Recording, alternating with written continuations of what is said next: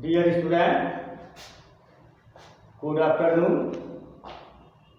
Today I am going to teach you English grammar for class 12.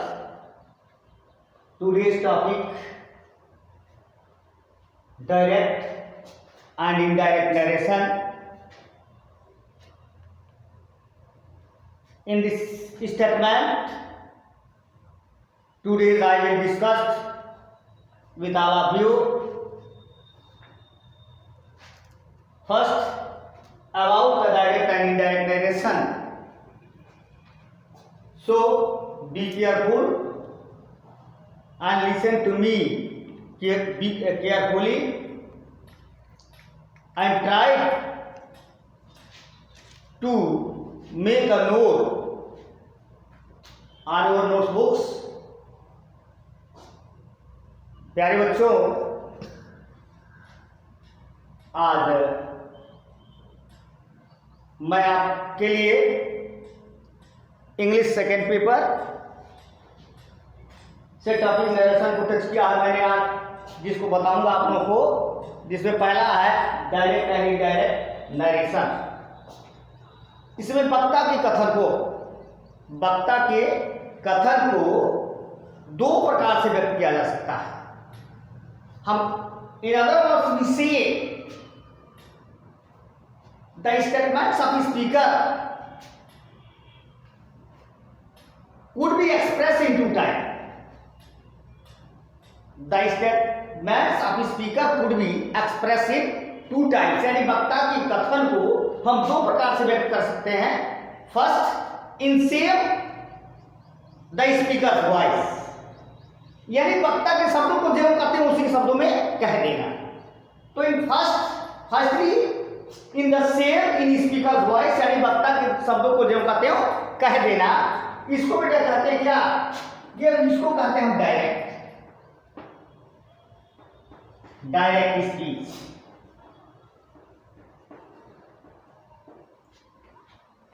दूसरा है कि not to express the speaker's statement in speaker's minors और speaker's voice, although we express the speaker's statement elements in our own voice is called indirect speech। यानी कहा जाए कि वक्ता के कथन को ज्यों कहते हो न कहकर उसके शब्दों का सारांश प्रकट करना क्या कहलाता है?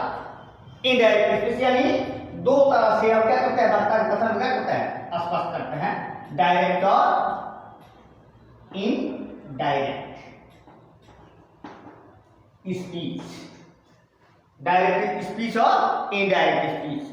अब डायरेक्ट स्पीच क्या है, हिंदी में समझने की कोशिश करें कि वक्ता के कथन को ज्यों कहते हो उसी के शब्दों में व्यक्त करना क्या कहलाता है बेटा? डायरेक्ट स्पीच कहलाता है। डायरेक्ट स्पीच के जो मुख्य बिंदु हैं, अब डायरेक्ट स्पीच के दो भाग हो जाते हैं। ये जो डायरेक्ट स्पीच है इसको हम बांटते हैं तो इसके दो पार्ट हो जाते हैं। एक होता है रिपोर्टिंग वर्ड और दूसरा होता है reported speech. Reported speech. Direct speech के कितने बिंदु भाग होगा? दो। There are two part in direct speech. पहला रिपोर्टिंग वर्ड और दूसरा होता है रिपोर्टेड स्पीच। यानी अब आता है, सबसे पहले अगर हम उसको जानते हैं तो हमको यह जानना जरूरी होता है कि रिपोर्टिंग वर्ड क्या है, किसे कहते हैं। इसलिए कि कहावत सुने होता है कि not to know the formula of Scorpio but pulled your hand into snake hole. देहाती कहावत है कि बिच्छी के मंत्रण जाना सांपिक बिल्ली में हाथ डालो। तो बेटा यह बात यहाँ पे सबसे पहले मुझे रिपोर्टिंग वर्ब क्या है? रिपोर्टिंग वर्ब उसे अर्थात कहते हैं कि जिस फाइनाइट वर्ब से अभी मैं अंग्रेजी में डिफिनेशन दूंगा आप लोगों को कि जिस फाइनाइट वर्ब से वक्ता के बात को कहना आरंभ करते हैं उसे हम क्या कहते हैं? रिपोर्टिंग वर्ब कहते हैं। और यह सदैव कामा और इन्वर्टेड कामा क्या होता है? बाहर होता है। यानी कहा जाए कि विच फाइनाइट वर्ब या that verb the verb which introduce the statement of speaker, the verb which introduce the statement of speaker is called reporting verb. It's always put out of commas and inverted commas. अब दूसरा आता है क्या होता है? Reported speech. यह reported speech क्या है इसको जानना जरूरी है कि रिपोर्टेड स्पीच क्या है। तो रिपोर्टेड स्पीच बताया जो कुछ भी वक्ता द्वारा कहा जाता है, जो कुछ भी वक्ता द्वारा कहा जाता है उसे रिपोर्टेड स्पीच कहते हैं। और यह सदैव क्या है? इन्वर्टेड कामा के अंदर लिखा जाता है। यह सदैव क्या है? इन्वर्टेड कामा के अंदर लिखा जाता है। इसलिए कहा जाए कि द एग्जैक्ट वर्ड्स, डिफिनेशन सुनिए रिपोर्टेड स्पीच का definition, the exact words that always put या the exact words of speaker are called reported speech. Reported speech which are put within under inverted commas is called reported speech. Once again I repeat the definition for all of you कि the exact words of speaker are called reported speech which are put within inverted कामास is called reported speech. अब बेटा आता है direct speech के मुख्य बिंदु। Direct speech के मुख्य बिंदु क्या है? डायरेक्ट स्पीच में सबसे पहले जाने कि डायरेक्ट स्पीच में वक्ता के कथन को इन्वर्टेड कामा के अंदर लिखा जाता है। यानी डायरेक्ट स्पीच में वक्ता के कथन को क्या है? इन्वर्टेड कामा के अंदर रखा जाता है। रिपोर्टिंग वर्ब के पश्चात क्या है? कामा का प्रयोग होता है। रिपोर्टिंग वर्ब के पश्चात किसका? कामा का प्रयोग होता है। और थर्ड पॉइंट है कि इन्वर्टेड कामा के अंदर के भाग का पहला अक्षर, इन्वर्टेड कामा के अंदर के भाग का पहला अक्षर सदैव क्या है? अंग्रेजी की क्या है? बड़े लेटर से लिखा जाता है। इसके बाद आता है क्या बेटा? अब तक तो मैं डायरेक्ट स्पीच की चर्चा करता रहा, डायरेक्ट स्पीच की। अब मैं बात करता हूं क्या? Indirect speech. यह इनडायरेक्ट स्पीच क्या है? यानी इनडायरेक्ट स्पीच किसे कहते हैं? तो यह जान लिया कि वक्ता के कथन को ज्यों का त्यों न कहकर, वक्ता के कथन को ज्यों का त्यों न कहकर अपितु उसके शब्दों के सारांश को अपने शब्दों में प्रकट करना क्या कहलाता है? इनडायरेक्ट स्पीच कहलाता है। अब इनडायरेक्ट स्पीच डायरेक्ट से इनडायरेक्ट स्पीच में बदलने के सामान्य नियम क्या है? यानी कहा जाए कि rules for direct change into indirect speech. तो there are some important rules which we are always follow to direct change into indirect speech. First, पहला आता है कि इनडायरेक्ट स्पीच में इन्वर्टेड कामों को क्या करते हैं? समाप्त कर देते हैं। पहला आता है यह जो इन्वर्टेड कामा होता है इसको वापस क्या करते हैं? समाप्त कर देते हैं। दूसरा स्टेटमेंट आता है कि रिपोर्टिंग वर्ब के बाद कामा का प्रयोग नहीं होता है। रिपोर्टिंग वर्ब के पश्चात क्या है? कामा का प्रयोग नहीं होता है। तीसरा है कि रिपोर्टिंग वर्ब का टेंस क्या है, कभी नहीं बदलता है। और चौथा पॉइंट होता है कि रिपोर्टिंग वर्ब को रिपोर्टेड स्पीच के भाव के अनुसार, रिपोर्टिंग वर्ब को रिपोर्टेड स्पीच के भाव के अनुसार told, stated, asked, requested, command, pleaded, advise, ordered आदि क्या करते हैं, बदलते हैं। पांचवा है क्या कि रिपोर्टिंग वर्ब के पश्चात आवश्यकता अनुसार, रिपोर्टिंग वर्ब के पश्चात आवश्यकता अनुसार क्या है, उचित कंजक्शन जैसे दैट, इफ, वेदर आदि का प्रयोग करते हैं।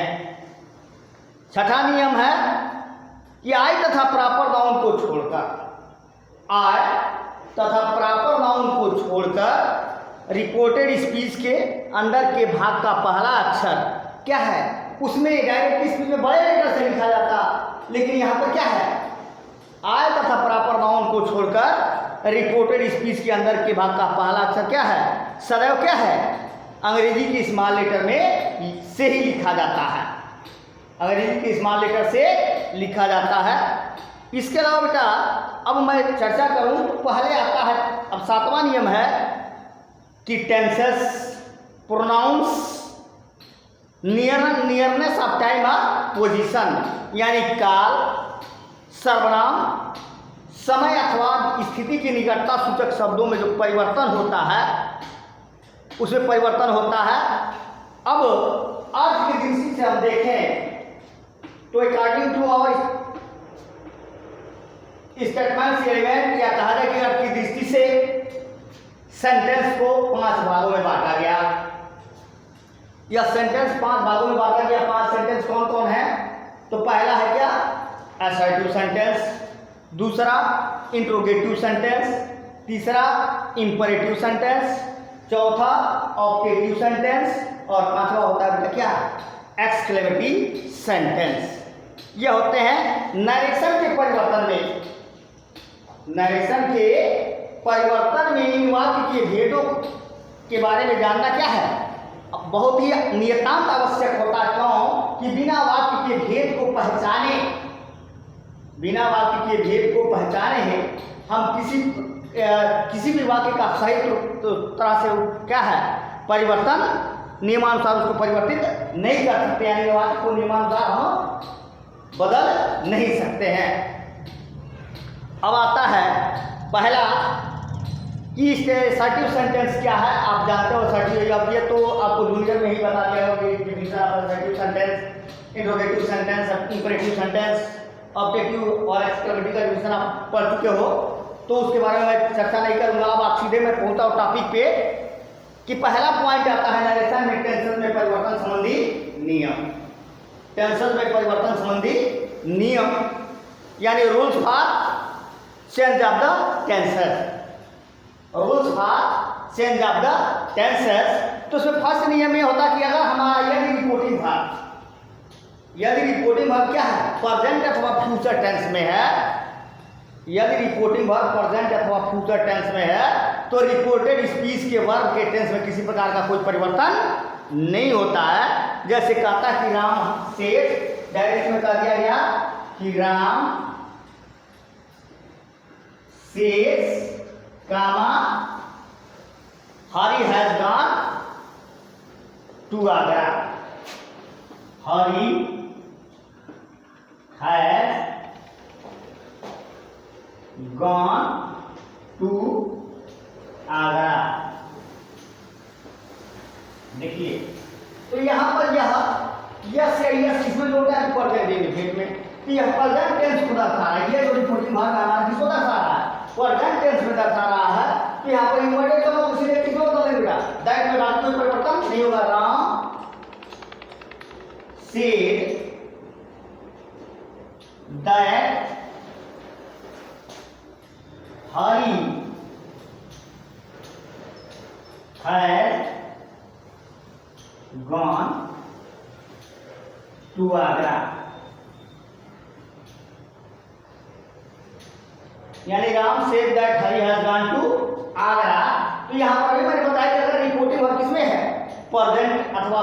फ्यूचर टेंस में है तो रिपोर्टेड स्पीच के वर्ब के टेंस में किसी प्रकार का कोई परिवर्तन नहीं करते हैं।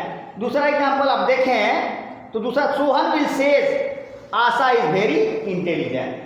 सोहन विल से तो विल आ गया, किसको दर्शा रहा है? Future tense. ध्यान दें कि विल आ गया, विल से तो फ्यूचर टेंस को दर्शा रहा है। तो यहाँ पर भी जब बदलेंगे इसको तो होगा Sohan will say that Asha is very intelligent. अब आता है कि he has said to me, he has said to me Ram will join the camp. अब यहाँ पर देखो, he has said to me Ram will join the camp. 16 मिनट। तो इसको जब बदलेंगे बेटा तो हो जाएगा क्या? He has told me that Ram will join the camp. इसका होगा कि he has told me that Ram will join the camp. अब रिपोर्टिंग वर्ब से सेज या सेड को टेल, टेल्स या टोल्ड में तब बदलते हैं जब रिपोर्टिंग वर्ब के बाद कोई ऑब्जेक्ट है। तो अभी मैंने बताया, एक एग्जांपल दिया कि he has said to me, तो यहाँ पर he has said to me, said to के बाद क्या है? मी क्या है? ऑब्जेक्ट है, इसलिए यहाँ पर सेड टू किस में बदल देंगे? टोल्ड में बदल देंगे। तो बस बेटा आज के वीडियोज में इतना ही, फिर मिलते हैं अगले दिन अगले वीडियोज में। तब तक के लिए आप लोगों को धन्यवाद, थैंक यू।